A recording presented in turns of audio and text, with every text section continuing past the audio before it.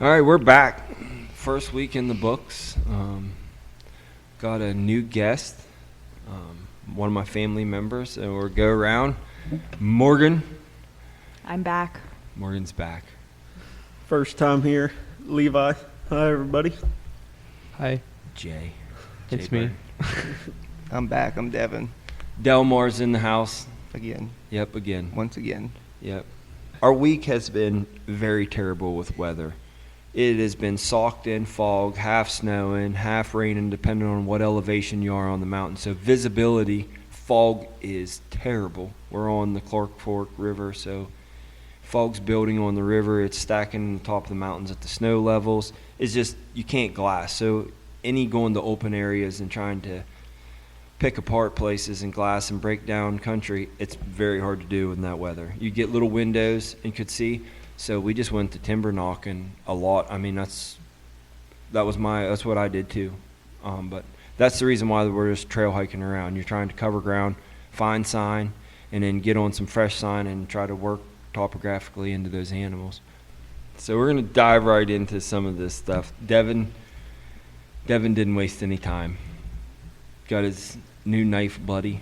Oh, yeah. You want to tell your hunting story, bud? Oh, yeah. All right. Well, had a couple Amish guys, father and son. They were some hikers. We went in a couple different places this week and hiked in a place on Monday, and it was the glass, and it was a little foggy and couldn't see much. Tuesday, it was the same way. Weather was bad, couldn't see much up high. And so on Wednesday, finally cleared up, and we went up on top of the mountain and we got in some snow. We hiked up about 2 to 3 miles, and by the time we got to the top, we was pushed snow about up to our knees. And it was taking us a while to get there because snow was so deep. You know, I kept looking at my onyx. I'm like, You're probably breaking the path the whole way for yo, everybody. yeah. And I'm like looking at my onyx. I'm like, we still got a ways to go. I'm like, man, that's when I turned around and I'm like, and he kept saying, like, he goes, there ain't no sign up here. I'm like, nope. So I'm like, we're going to drop off a little bit, get out of this snow. So we dropped off. We finally got into some deer tracks. And sure enough, about 50 yards, we jumped them. 2 muley does. So we watched them for a minute. So we just kept on dropping. Well, there was a trail down below. And we was going down a trail, and there's deer tracks everywhere. Fresh from last night and that morning. We just kept following them, and as we were going, they were fresh. We would just look down over the bank, the hill, and we could see, and we'd catch mule deer down there. We would just keep going down the road, and we'd walk probably 4 or 5 miles down this trail, and there was mule deer. We seen probably 20 mule deer, and we kept going up. I'm like, this buck got to be in here somewhere. I said, we seen all these doe. I said, there's got to be a buck in here. All of a sudden, we were just going up the trail, and I happened to look up, and there he was, standing there broadside looking at us. And I'm like, I just turned and I said, shoot. And they just kind of looked at me, and they're fumbling around. And I'm like, I look back, the buck's still standing there, and he's 20 yards looking at us, broadside wide open. And I'm like, you better shoot. And this buck he took like two hops, and I grunted at him to get him to stop, and he slowed down, and he shot, and that buck just jumped backwards, and he fell down the hill, and he was laying there, and he got back up like he was going to get up, and I was standing there looking at him, and he puts another one in him, about blows my eardrum out. And I'm like, oh. He goes, well, I didn't want him to go nowhere. We run up, and we looked at him, and I put my hands on him. I'm like, oh my God, this thing's a giant. I mean, this thing is huge. Like, I didn't realize how big it was. And This happened so fast. yeah, everything just happened so fast. And they had their guns loaded, but they didn't have one in the pipe, which It's good. Yeah, because I don't want to get shot in the back when we're hiking up a trail. They trip or fall, and Absolutely. you know. Yeah. Did he realize what they did, or were they, how excited were they? Oh, they was That's my favorite excited. part. I mean, they looked at us. We was hugging and hooting and hollering, and like I couldn't explain how. Like we were just ecstatic. You guys knew about that buck for a long Yeah, time. Trail cam. We've had him 3 on years. a trail cam for 3 years, and then Walker got a nice video of him running through the timber up there in Velvet, So- and we got to bring him back into camp. That throws the theory that deer range giant, like big distances. That buck has not left 100 acres, really. I mean, I bet he ventures out of there, but he sticks in that little 100-acre swath. I mean, honestly, we get pictures of him constantly all the time. Yeah, because I mean, you got them. It's an archery hunting You spot. got them and in velvet, and during archery season, you saw them there, and then here in rifle season. For years, this has That's been what I going on. mean. Yeah, it's kind of neat. Yeah, I think me and Walker saw him Yeah. the one day. He didn't look. He never looked that big. And it's like, not a on the small pictures. mule deer either. That like you'd expect him to be up in the peaks and then drop down when the snow gets heavy. Yeah. Kind of neat. We got him down. We got some pictures. We did all the picture taking and got to use my new knife Josh got me. Mikey, the one that shot at the father, he packed the horns and the head, and his son, he was 20 years old. He packed the front shoulder and the hind quarter, and we packed the 4 miles out, and they done good. We stopped a couple times, took a couple breaks, but that young boy, he was putting her down. He was ahead of us. He just kept on trucking. His dad kept stopping. He goes, "We got to take a break." It weren't bad. We shot him at 12:30, and we was back to a truck at 4:30. So it was That's a pretty good. nice day hunting right Yeah, there. it was nice. Good pack out. It was nice. We had fun. They enjoyed it. Yeah, that was the second animal killed that week. Logan was able to take a bull elk with his clients. The first day of the week, Monday, was a little hard on everyone's spirits. No one saw anything, and it was super foggy and rainy.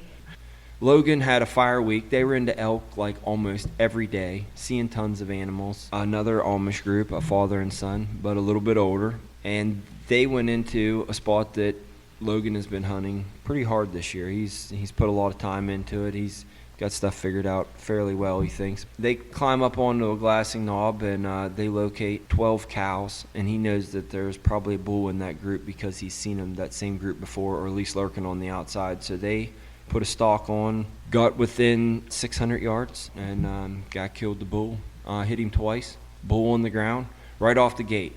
They packed as much meat out as they could the first trip, and then they came in and got Brock for the next day to go help pack out, and they actually ran into more elk, and a really nice bull had it at about 200 yards and was watching it for a little while, but the scope was zoomed all the way in, and he wasn't able to find it in time before the bull went up over the hill. I mean, You everybody's gotta guilty always of be doing prepared it. As to soon kill as it's something. as soon as it's time for you to be in the hot seat, I mean, fumbling around becomes like you're thinking of something totally different, and all of a sudden there's an animal because everybody's searching for stuff, and your brain's in another place. Like, I got to squeeze, do this, do that. I did it about 3 years ago when we went in to pack out that one boy's bull.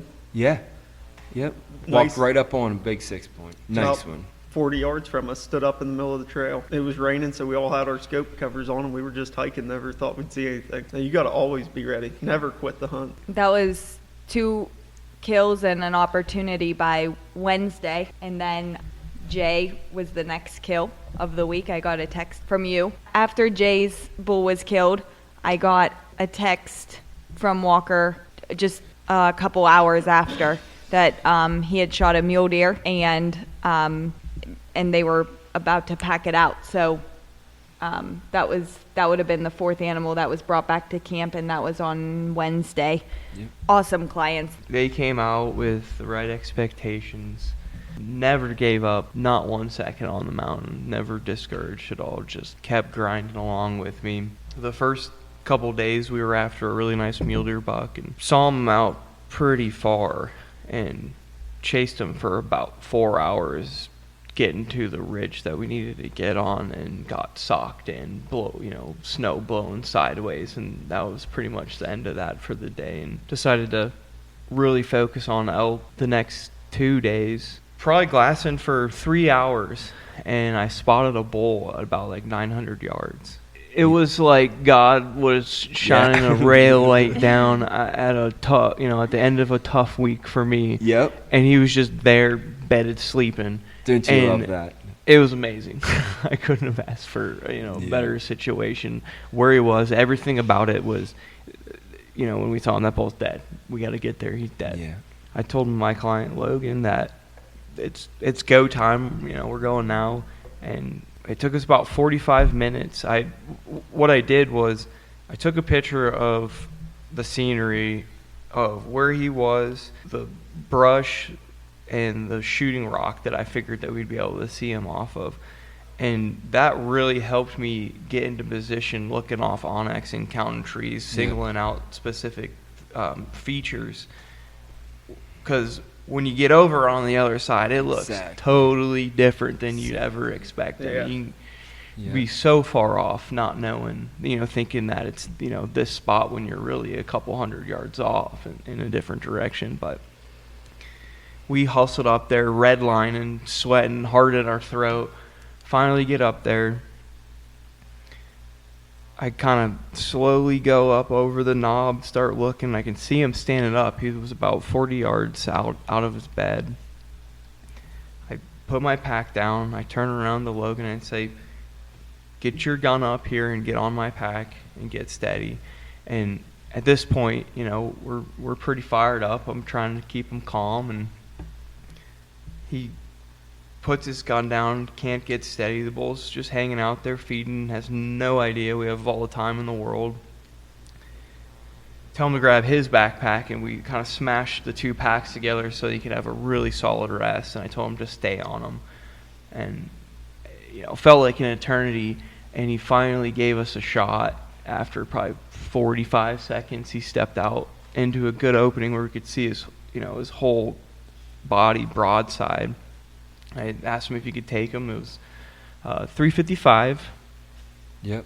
Perfect. He shoots and smokes this thing, right in the heart. It turns around. I tell him to shoot him again, and he shot it right in the elbow and just took out that leg, and it did a cartwheel backwards and piled up, hit a giant pile of brush, and then stopped moving. And didn't celebrate right away because you never know. Yeah. It looked and sounded like a great shot. And Just coming out of archery season too. Exactly. Yeah. You never know. We treated it like we were stalking in on a bull with our bows, and that's what I told him. We took our sweet time and Yep. slowly got over there, found him piled up, 5 yards from where he shot him. That's when a little experience at guiding comes in handy Yep. for being patient, working in, no wrong moves. Yep. No wrong moves. Yeah. It just takes the slightest wrong thing to happen, Exactly. and they're out of your life forever. Look down and see if there's going to be cloud cover come over where you're at so the thermals don't change. Running every scenario possible that could swap in that distance that you have to travel to the animal. Yep. Yeah, I love that part. I get anxiety and still, I get ate up with we did a 7-mile stalk, so I was tore down the whole entire time. So I know that feeling. That's amazing. Could you see eyes on the animal as you were stalking around? No.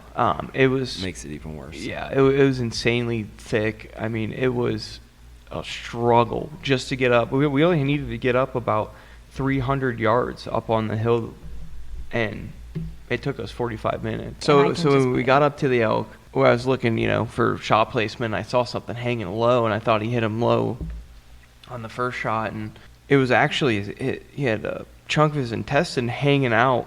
The bottom was swollen up and dried out. So I don't know if he's been shot. It was super low, so I thought he might have been gored or something. But he was hurting. Yeah. That's for sure. He didn't have a lick of fat on him at all.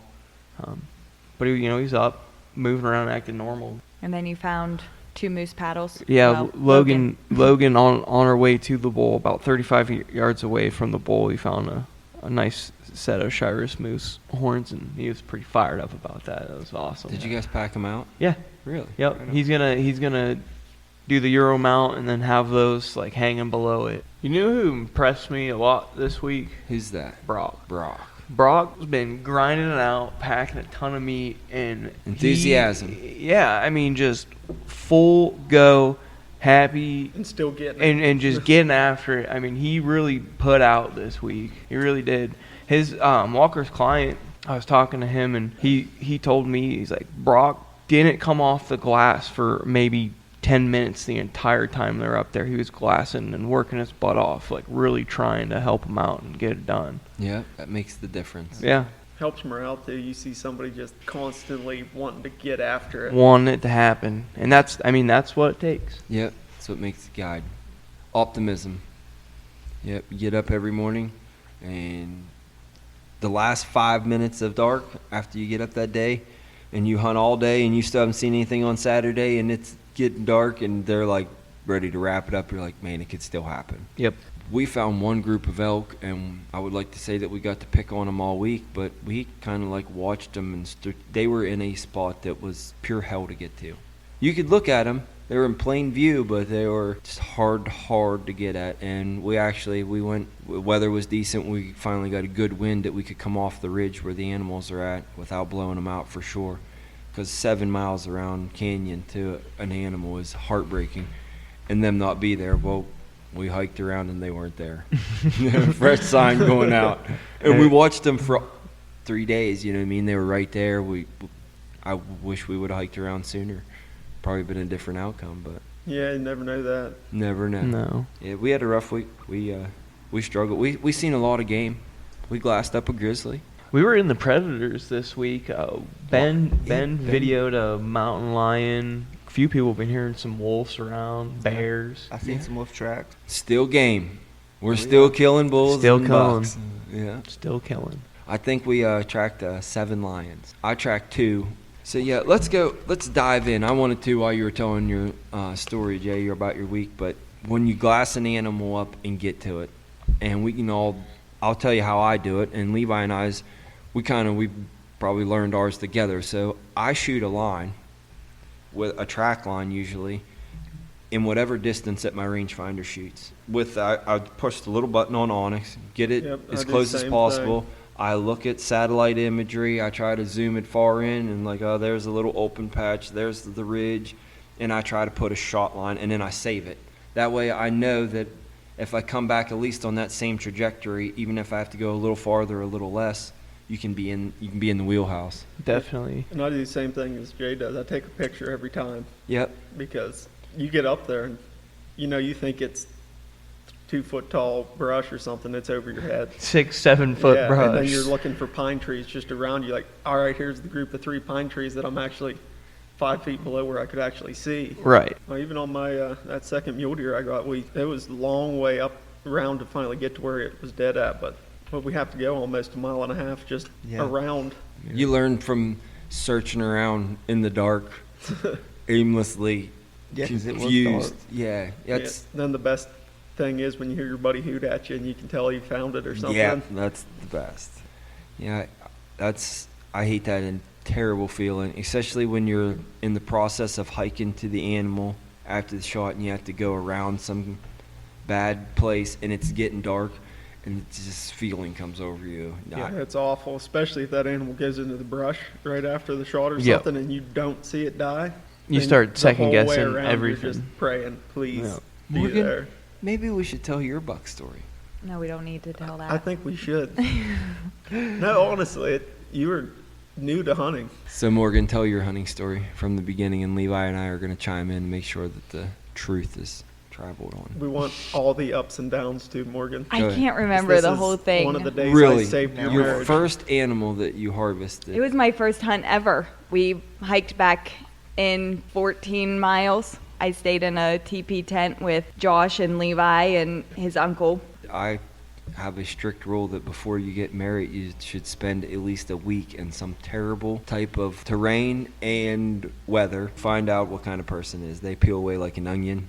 When we first started the day, it wasn't snowing at all, I don't No, think. it wasn't. It was nice Yeah. for the first couple hours. And then we got to that big tree in the middle of nowhere. Josh and I were breaking trail for about 3 miles, going through about 2 to 3 feet of snow. Yeah. It was one of them snows where you get soaked. It just lays on your I have backpack. pictures of it. We put my pack covers on, and there was inches of snow laying on our packs while we were walking. My pack was so heavy, I had no idea what I just got myself into. They warned me the entire time about things that could kill me, and grizzlies, wolves, mountain lions. Hypothermia being the most realistic. We set up the teepee right under a giant pine tree, and the snow as it was melting would fall on the tent. I didn't get any sleep. I thought every single time the snow would fall that it was a grizzly bear trying to get in the tent. That was a little bit of a rookie mistake by us. That you couldn't get out of not putting it underneath That's of half No, true. it was so thick in there. a giant timber. It's one thing if you're there 4 nights and you're seeing tons of animal. We did not see a thing Or track anything. or track. It was like a dead zone. And then we hike out. They are dragging coming out of there. Morgan and my dad. Before I we was get back to perfectly work. fine. I didn't even say I wanted to come out of there because I didn't know what to expect. I didn't know whether it was going to be worse where we were going to go or if it was worse to just stay. So we cut fresh wolf tracks, Yeah. and I start howling to them. They start howling back. They just like sounded off around the whole canyon and then started converging down on us. Big Once time. we started howling, they were coming. Yep. So it got to like an eerie feeling. They I cut right down. love that. Yep. And it's dark out. We're walking with headlamps, and they're just howling down through the hollows. The reason I was hiking so fast was because of the wolves. Uncle John heard that the restaurant closed for dinner at 10 o'clock, and he was hiking out of there. Remember, he started He was screaming yelling steak. the whole way out of the The woods whole for way like out. the last 3 miles. He was like walking down the trail, steak. Like in the dark, there's just some. It's like if anybody heard that coming down, steak. with the wolves in the background howling. It was just, steak. it was ridiculous. So we get, I can imagine. They were fired up, dude. We were making all kinds of racket back and stuff. It was cool. so we got out, and then after that, John and I took a break the next day, and you two went hunting. So John and I went for a ride up all the mountain roads, and we got stuck 4 times in one day. I forgot about that. My anxiety was through the roof. We were stuck on back icy roads covered in snow. I was picking pine boughs off of trees, trying to get unstuck. And if you don't know Uncle John, then this wouldn't make sense to you, but he had a trekking pole and he was digging out his truck, and he decided to fake a heart attack to see how I would do in a panicked situation. I wanted to die. I was about to puke. He grabs his chest, tells me that it's the end. I'm going to have to get out of this situation by myself. And he knows that I'm already nervous about the whole entire thing. We had just had to back the truck up 5 miles. I have no survival skills whatsoever. And then he laughs. We get down off the mountain. Next day is the final day of the hunt. We have not seen anything for 12 days. It was just socked in fog everywhere we went. At this point, I'm just hoping that something other than myself dies. So I figure last day, might as well go out and give it one last try. Had no intentions of seeing anything, but I figured I've been through hell for close to 2 weeks. I might as well finish out strong. I know this spot very well. So as we're hiking in, Levi likes to burn it up in the before I'm a daylight. waypoint hunter. I get up to where I'm glassing. Yep. As soon as you pull there in the morning, Levi's like, I'm bombing to the top of the mountain. I'll see you guys later. So he takes off. Morgan and I are hunting up through there, and she's killing me. We're going slow. I always have just wanted to get to the top, be up there at daylight, see what's there. Sometimes that's good. Sometimes that's bad because you can blow stuff out or miss a bunch of stuff. Anyways, I knew Josh was coming up behind me, so he took it nice and easy with Morgan. We get up there, and I'm watching this thing, nice little buck. And they finally get up there, and the fog socks down in over top of it. Can't see anything. They were all moving, so we didn't want to make a move on it. And one thing nice about fog is when it lifts, it's like opening up a Christmas present. Oh, yeah. You just never know, and it's For just sure. bedded, like right in the middle of where we're glassing. Perfect view. Can see this thing, no problem. So we look at it, and Morgan wants to shoot it, so Josh and Morgan take off. I said, I'll just stay up there. I can see everything perfect. And Yep. He's going to signal with meat bags if you know, something just happens. if it starts, whatever. And what you guys move about probably 500 feet elevation, Yep. 300-400 yards distance closed on it, maybe a little bit more than that. Yeah, probably a little more. And they get up to this nice little rock, and they get up there, start glassing. 5 minutes, 4 or 5 minutes. Picked him right back picked up. him right back up. Yep. Just, I can see the whole thing is pretty sweet. It was hard to glass him because the angle, like we talked about, was Yeah, completely you just different. don't know. And we were way above him, looking down, so you can see everything so good. And then they get set up, backpacks out. Morgan gets on Josh's rifle, and the deer stands up in the bed, and it's getting ready to move. So it's like, it's got to go. It was a terrible, terrible shot. It wasn't a bad shot. It's right where you were holding. No, honestly, you were new to hunting. Yeah, so I mean, there's honestly a first time that was a- fumbling. We can hold. That was a long shot for a first time. You know what I mean? 433. 433. I missed the first shot. So he was actually facing towards me the first shot, and it hit brush, And then he turned real quick, and that's why we had to reposition the gun. I had thought he was still standing in the same spot. Well, the deer was facing us when she was looking through the scope, and then when Initially. I repositioned her, she got back on the gun, and the buck was walking away, and I went, whoo, like real loud in it to get him to stop, and he turned and looked right back over his shoulder. So she thought that the buck was still facing her. And boom, just dead centers him, drops him. Finally, they get worked over to it, and we went 40 yards maybe. Yeah. Crawled into a little thicket. Yeah. Morgan was a little bit emotional, I'd say, Morgan. Yeah, I was bawling like a baby. We found it in the dark. All our headlamps were starting to die. Trying to come out this cliffy stuff with headlamps on low power mode. You can see like 4 feet in front of you. Morgan was still bawling, scared to death of falling down off a cliff. Good That time. was, a I about trooper. fell off a rock ledge. Levi just looked back and said, "Don't fall, whatever you do. This is very steep." And I started going, and the antlers got caught on brush and flung me right over. And I pulled every muscle from my pinky clear to my toes, trying to stay up.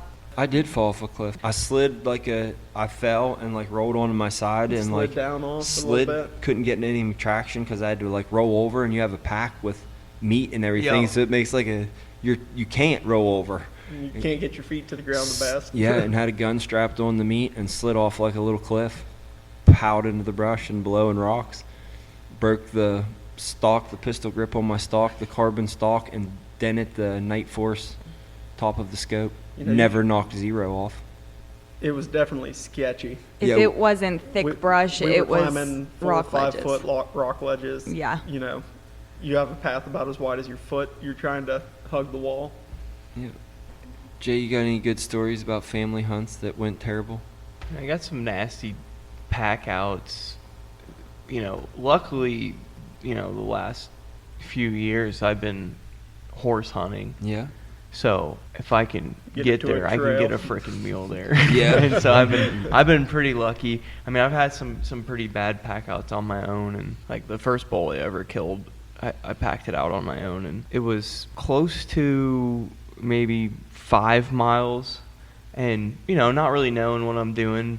And it took me about 2 days and, going back and forth, and then finally taking the head out. I remember I could see the truck. I was about 300 yards away, and I sat down, and I fell asleep, and I woke up 3 hours later. It was just like a snap, and I woke back up, looked at my watch, and it was getting dark. I was like, holy crap. I was spent. What about hunting with your wife? I don't know, that's always gone pretty good, thankfully. Has she hunted her whole life? Yeah. Yeah. Yeah, That for the makes a most- big difference. It's like Yeah. taking a child out. Yeah. I can't imagine why I About argue this with right you. after the She, podcast. she's always the one spotting game and Oh, telling me what to do. So Morgan does a lot of game spotting. Yeah. But she goes, "Yep, I got a muley buck," and I'm like, "All right, where's it at?" Hang on, I gotta find it again, because she looks at you as soon as she sees it, and then it's gone forever. I don't know how I can spot coyotes so good, but I always do, and it always causes us a big, gigantic fight because Josh can't ever find them, and we never have a gun ready. So he just yells at me because I don't know how to describe how you see a coyote in the middle of a brush field where there's no trees. So I am learning how to do that a little bit better to Jo- save future arguments. Josh Anybody. is quick to the temper, too. If nobody knows Josh here. Yeah, I It's- get fired up. You only got Where's so it many at? seconds. I need to know where it's at now. The first coyote I ever spotted was we were riding horses, and he looked at me, and I was trying to follow every rule that he ever set because I wanted to make sure that I wasn't the hindrance. It wasn't like we went over a set of rules. Yeah, no, but he looked at me and he said, He definitely did. "Do not talk. Don't say anything unless you see elk." So I was like, okay, I'm going to see elk and I'll say something. Well, my horse is pretty aware of everything that's going on, so her ears perked up and she looked over, and I see what she sees, and it's a coyote running up the trail. Beautiful coyote. It was huge. This Anyway, is in Colorado, so yes. we know it's a coyote, not a wolf. Yes, this is in Colorado. So in my mind, I said, that's not an elk. I'm not going to say anything. So We wonder why these arguments start he going. stops his horse and he's like, "Coyote." And I'm like, "I know. I watched it walk up the trail for a couple seconds." And he was like trying to grab his gun out of the scabbard, and it's so cold, and it's like the leather scabbard's kind of Frozen around the gun. frozen. Yeah. Get off Tip. your horse and grab my reins. You should have told me. Well, by then the coyote's gone. I don't even know where it went. He's all mad because I didn't say anything, and I just looked at him and I said, "Well, you told me if it wasn't an elk to not say anything." I'm a terrible teacher. Yeah, Yeah, as a like- guide, you really got to go over that stuff at least, and then you That's what I feel was gonna say. bad Play going the over it. scenarios out for your hunters because they don't know. Sometimes you're like, man, I hate to tell this guy, but guns on the backpacks is something we roll up on something, and it's just going to be a missed opportunity, and you go over it and over it, and you just keep talking about stuff, and then you don't say anything about it one day, and then it ruins the chance. Just like Devin, if they would have had their guns on their backpack, Yeah. that buck would have been gone. Oh yeah. Yeah, I mean, it's a absolutely. beautiful buck. yeah. It was nice to see animals this first week. Yeah. I asked Devin because he hunted a lot of the same spots, the old faithfuls. And I was like, I want to know your opinion from then to now, because I think there's more animals now than what there's been, and I see an influx in them just a little bit, honestly. Maybe it's we're getting a little Better bit. at hunting. Yeah, I mean, or yeah. Knowing the area more. Knowing the area, nitpicking the area apart a little bit more, but still. Finding new spots, everything else. yeah. Everybody seems to be getting on elk, like, that hasn't been happening in years past. No, I know this year you guys are doing way better just numbers wise, seeing stuff than 3 Yeah. 4 years ago. You talked to some people and They wouldn't even get see like it. a week. Yeah, I mean, Not and it see still anything. happens. I mean, this week was terrible for hunting, weather-wise. I mean, we fought weather for more than half the week, pretty much. Yeah. The last part of it, the last 2.5 days, were really good. The muley rut seems to be, some bucks are coming down and checking some does. We'll get it done this week, hopefully. We got another round of hunters, and everybody's wanting to get some of their stuff on Sunday done. So we're over and out. We'll see you next week. Thank you, everybody. See you. Bye. Bye. Bye.